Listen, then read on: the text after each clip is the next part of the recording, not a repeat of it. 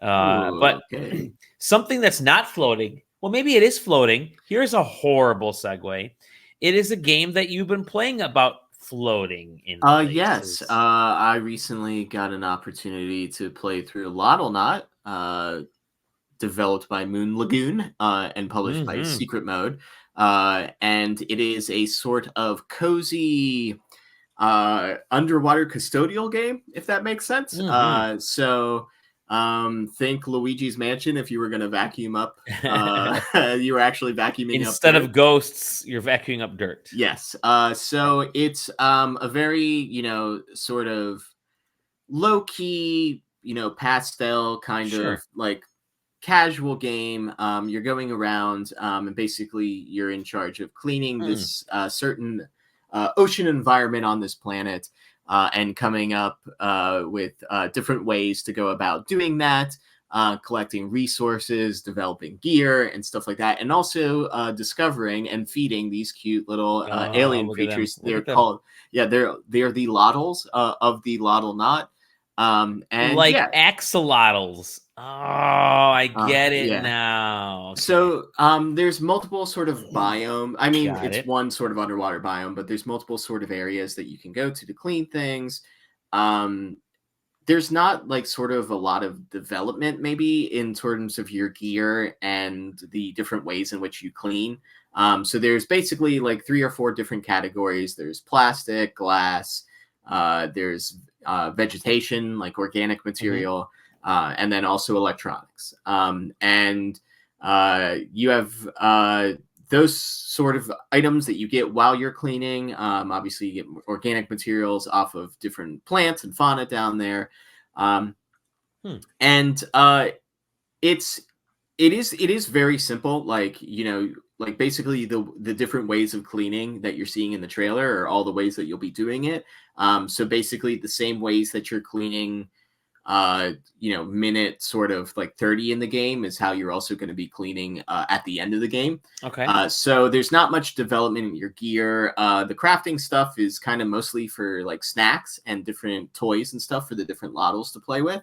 um, so you can find different loddles and you can grow different variations of loddles based on the sort of fruits and stuff that you feed them.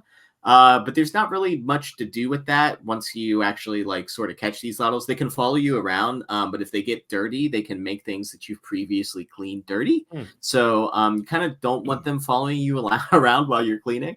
But you can raise them in sort of your home environment, and then once you clean an environment well enough, you can grow them in there. And then, of course, those environments have the sort of specific fruits and stuff that grow in that area. So they'll Gotcha. tend to grow with that sort of nature and that sort of features as they grow.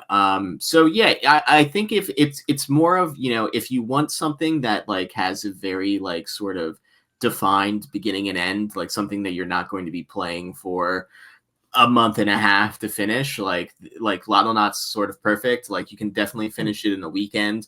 Um, uh, but sort of keep that in mind of like, what you're going to be doing at the beginning is what you're going to be doing at the end. So if you're not really kind of into the vibe that you're seeing in the trailer, the sort of like simplistic like cleaning, then it's probably not going to gel with you. But it is kind of nice to be able to like, just kind of walk up to a boat and just hold right trigger to sort of zap all the little gremlins out. Hmm. And the environment gets cleaner. It's easier to sort of like swim around and like see where you're going as you clean up the environment. So it is very cute. There's a little bit of a story that's going on.